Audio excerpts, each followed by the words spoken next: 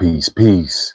Welcome to the YouTube live book reading of The African Origin of Civilization, Myth or Reality by Dr. Cheikh Anta. And peace, YouTube. Fine days and nights. All right. Here we go. I wish you've had a wonderful day so far and all is well. I'm so grateful and thankful for all of you being here. Thank you for our friends and family. Those solar returns. What a summer it is so far, right? Yeah. So much greatness going on. So we pick up at page 211 of this 10th chapter. So grateful and thankful.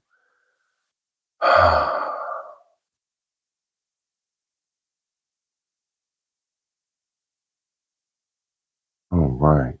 So it's a new day. Had some amazing things to do all yesterday. I doubled it up. And so wanted to, after the meditation and some great rest, I wanted to come on here and make sure I give you the peaceful part of YouTube where we read books and learn from masters. And this is the 45th edition and reading of this book. We pick up at page 211. All right.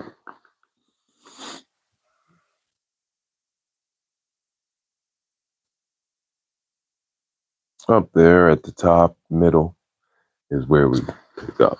Peace, YouTube. All right. Yay. Thank you. The alienation of the worker in the Egyptian countryside never had more than minor importance. The state was responsible for organizing production and achieving the optimum yield from the soil. So the division of labor on the administrative level was extremely sophisticated.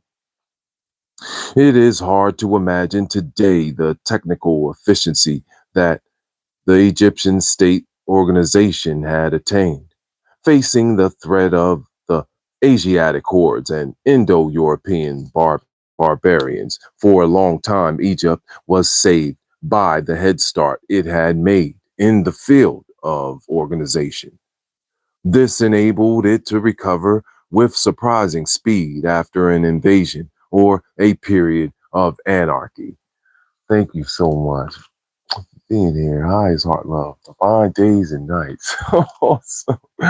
Gratitude. The peaceful part of YouTube where we read books and learn from masters. I'm Master Fitness Trainer Uriel Riley.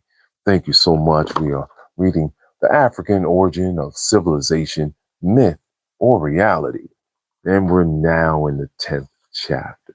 So welcome to this peaceful, clean, very clean part of YouTube where we read books and learn from masters. Much love. All right. In the middle of page 211. After the period of administrative centralization under the 18th dynasty,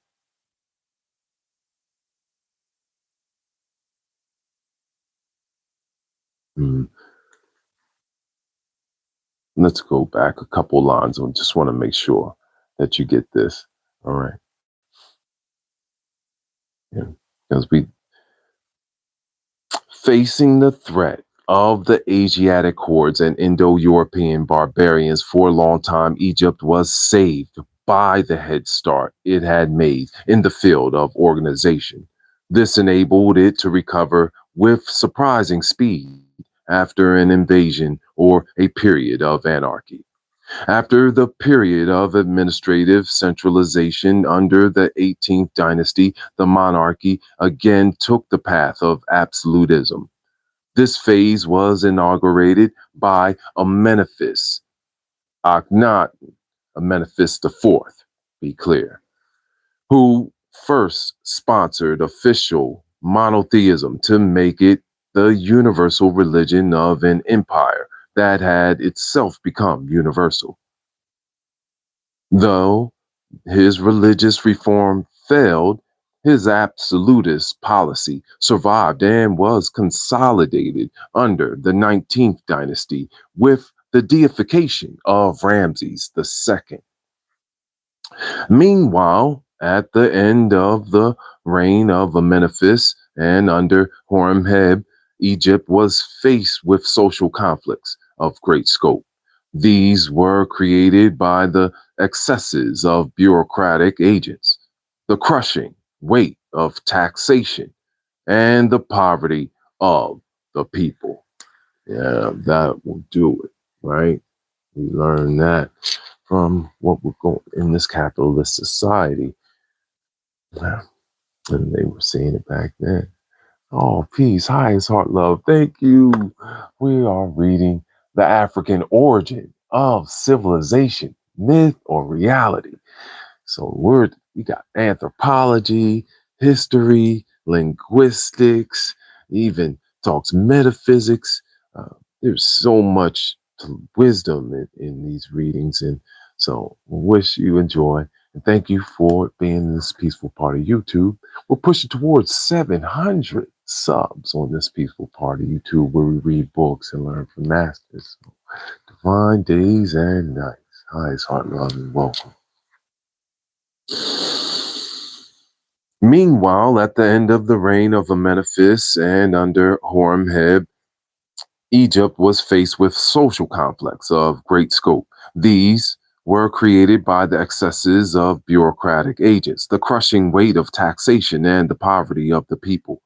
Horemheb decided to espouse social justice and enacted a series of laws intended to protect the weak and improve their living conditions. These laws were designed to punish government employees, soldiers, the judges guilty of theft or fraud against the little people, which is just. That's what we're talking about. See, when you have all these people in positions of power using their position of power to extrapolate resources from the people as well as wealth, this is where we're at now. And so you have to be able to see it.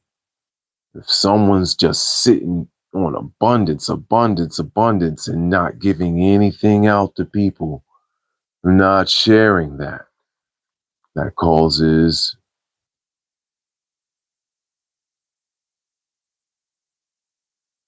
resentment towards it. And that's a lesson, again, of making sure we harmonize with our surroundings. Greed is a sin of the soul, of the spirit energy. Okay? Oh, divine rising. Peace, Marquise. Highest heart love. Thank you for being here. The mods are in the building. Yeah, and bitterness, right? It does. It causes that. And so that's what awareness of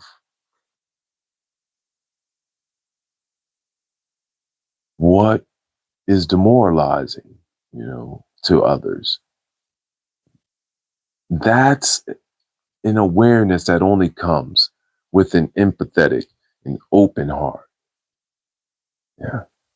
You have a closed heart, nothing else penetrates it. Nothing else helps it to become light.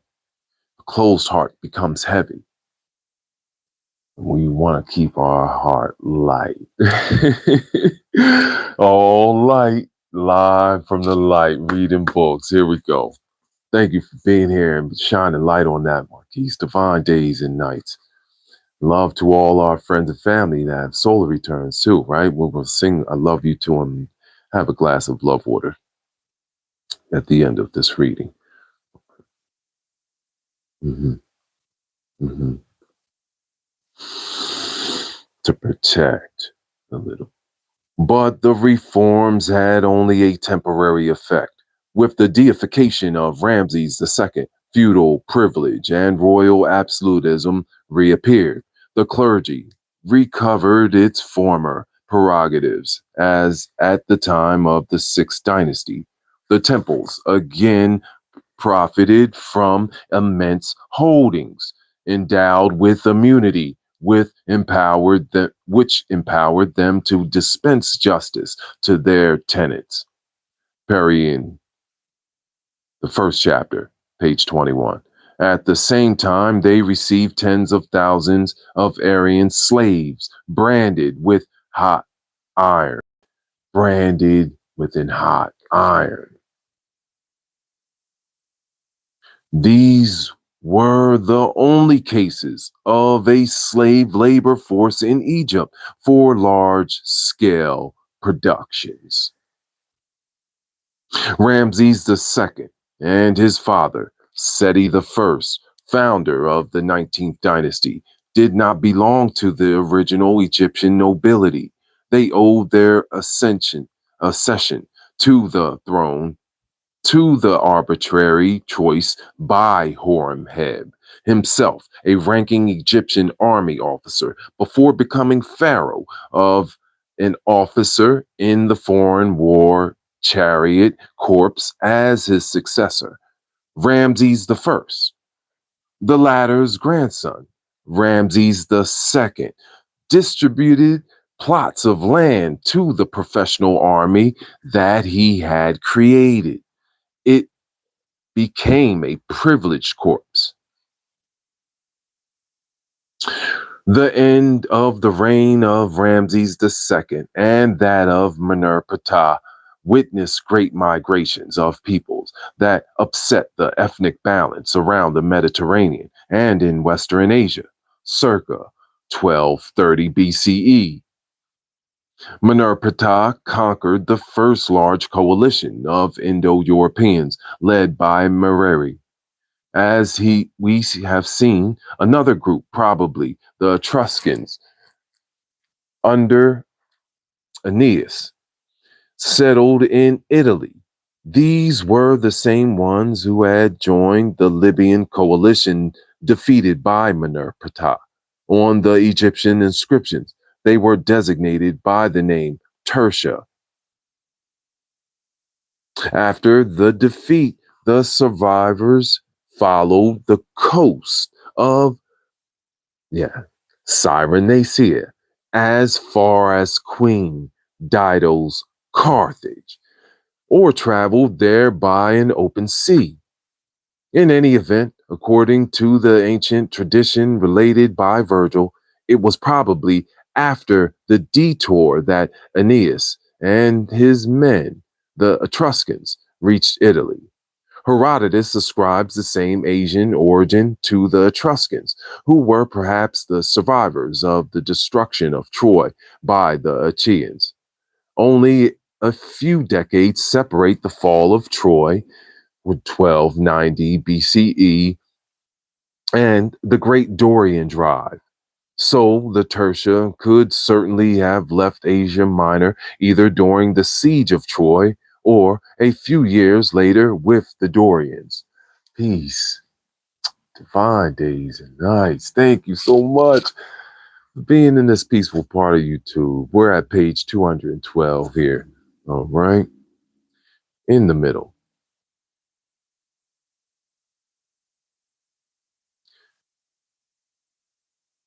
But Carthage was not founded until the 9th century BCE. If the visit of the Etruscans to that port were proved, 3 or 4 centuries elapsed between their departures from Asia Minor and their arrival in Italy. That's a long time. Yeah. What could they have been doing en route? Should we then assume that they spent considerable time in Libya, where their stay is, in fact, mentioned in Egyptian documents? Perhaps they remained there after the coalition was defeated by Ptah. During the sojourn, they doubtless acquired various elements of Egyptian culture: sarcophagus, agrarian life, the divining art, architectural skills, which they definitely lacked at the outset. The 9,000 or so captives taken in battle, Minerpata gave as slaves to the various temples to express his gratitude to the gods. Top of page 213. Peace. Thank you for being here. Awesome. Much love. Shouts out to all those book readers and the book lovers community we're a part of. Much love. Yeah, history, archaeology. Yeah, it's combined with a bunch of things. There's also mathematics, there's physics, there's metaphysical aspects, spiritual aspects. So many aspects into this reading. So thank you so much for being here in this peaceful part of YouTube with us. All right. At the top of page 213.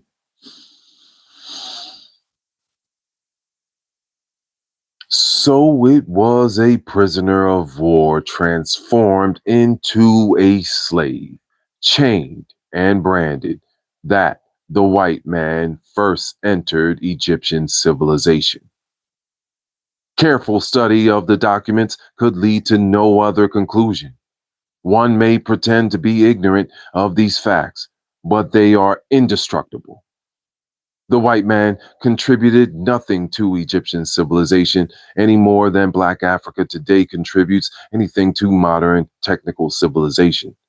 This is why it is inaccurate to speak of components of separate Egyptian civilizations, for it was Negro, devoid of any outside European or Semitic contribution, as shown by Egypt's deep affinities with the Negro psychology. Let's put a pin here. Let's drop a pin here.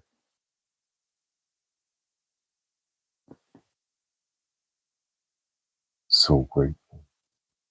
Truth is the truth. Let it be.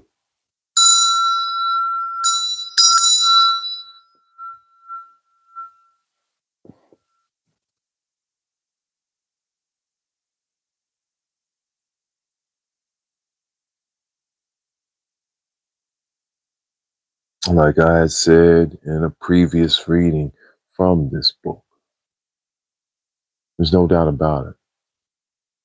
You look at the face, you look at the dolichocephalic traits, and the light just shines right on it, let you know. That was not a white person. None of them were.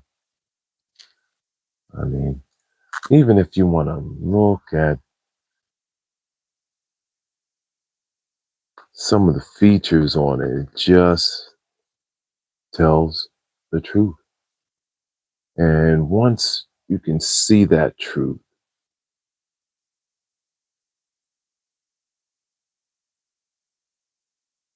it's empowering. So empowering.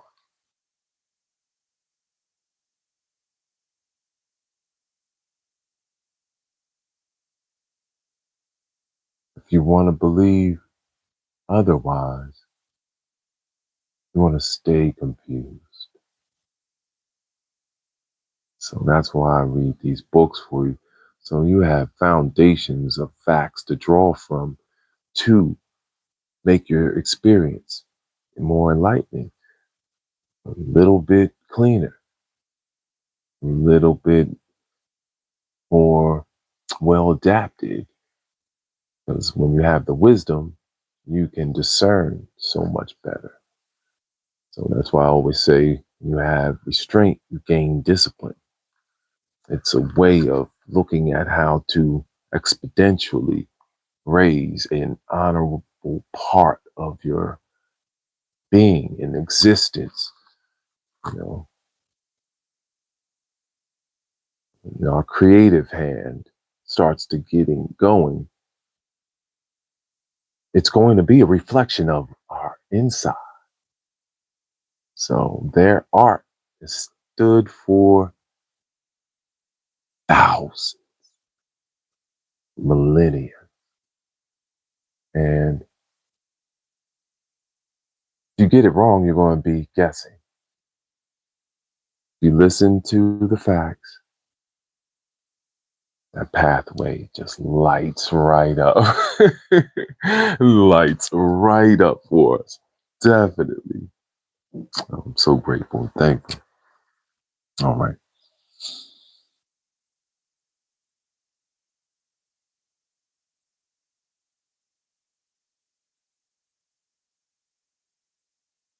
Its civilization may have disappeared precisely because it was unable to borrow from later cultures and became a victim of its own homogeneity. Accordingly, there is good reason to attack that new form of deception, which lists separate components in Egyptian civilization, as history textbooks did in French speaking Africa as recently as 1965. What then would we, what would then would we not have to say about Greek, Roman, Spanish, or French civilizations or races?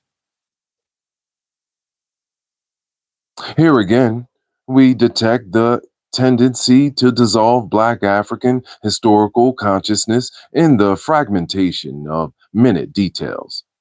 From then on, Egypt continually had to defend its borders against the immense thrust of white skinned peoples.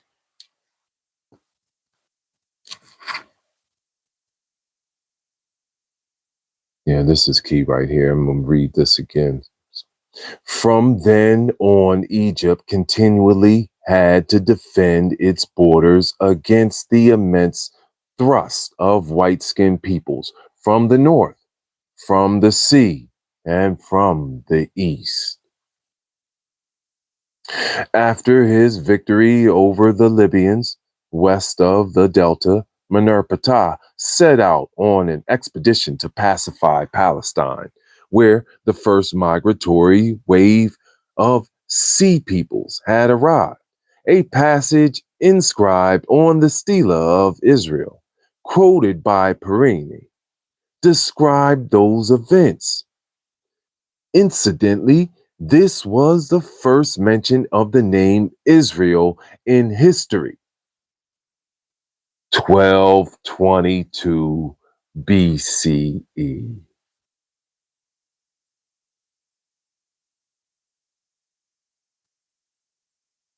Palestine owes its name to the Palestio. This was what the Egyptians called the Philistines. Indo-Europeans, probably Achaean fugitives who settled in the region during that epic. We'll pause right here. Thank you so much for reading with us. Lighten it up. Wow. 1222 BCE. Now you know that's the first mention of Israel, Isis, Ra, and El.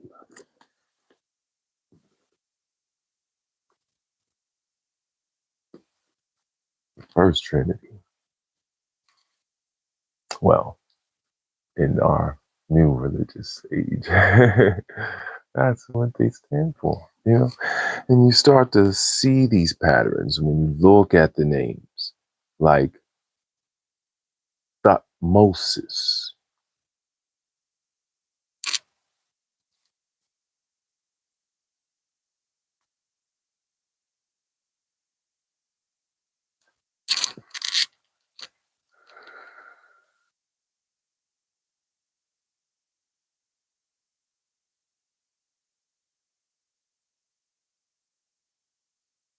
So grateful and thankful for all I have now and all that is coming to me. Let's have a glass of love water in honor of our friends and family. Thank you so much. We'll try.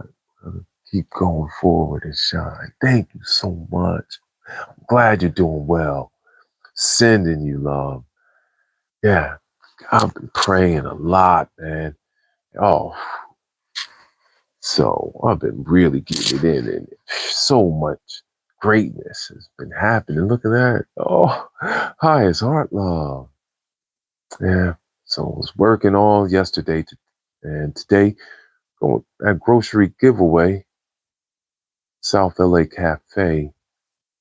So some more great charity work and helping out the people. And always sending love and light to our friends and family. And let's have a glass of love water. Shine our light out on the world. Thankful and grateful for all we have now and all that is coming to us. For those that have elevated and all the disasters going on around the world, I want to give you light and love and big, giant hugs.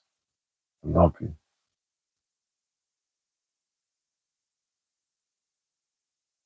Mm. I love you. I love you. I love you. So great. I want you to have a wonderful day. And that's right, Marquise. That's right, Tamika. That's right, Troy and Tyron. You have to keep going. You know it. I hear y'all voices in my head. I have Big Nick with me. I have Demetrius with me. You know, I have Labard with me.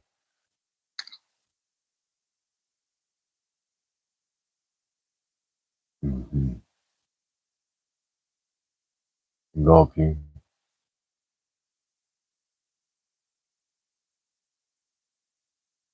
Send all this energy of compassion to our future loves as well. Bringing in that love by shining that love, we're attracting it in our magnetic energy. We give it out, and that becomes our electric energy. So it's most important that we continue to raise the level of consciousness and love on this planet.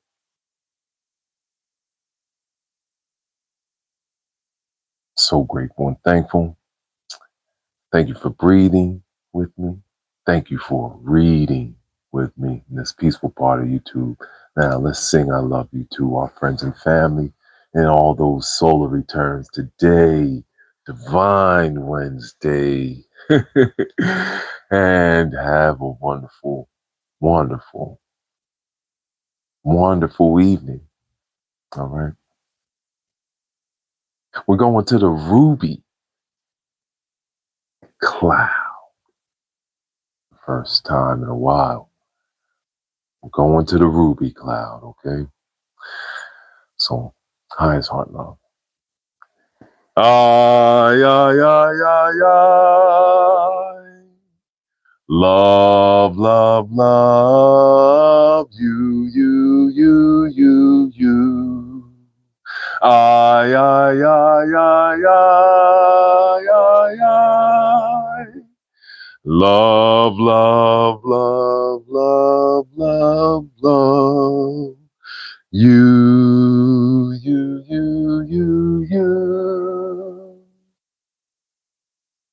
I love you. You know, because I love myself. Wish the reading and sound is great. Go back, we've been putting in a lot of work, and I'm so grateful and thankful. One of the most important things that we can do in our world is be consistent, right? Yeah, that's how you become great. The greatest things ever happen when you stay consistent, sedulous, right? You know, I wish you have a wonderful day, and I will see you soon, okay? When we reconvene with the chapter 10 of the origin, the African origin of civilization, myth, or reality by Dr. Cheikh Anta. Thank you so much. We're pushing towards 700 on this peaceful part of you too. Peace, peace. I'll see you soon.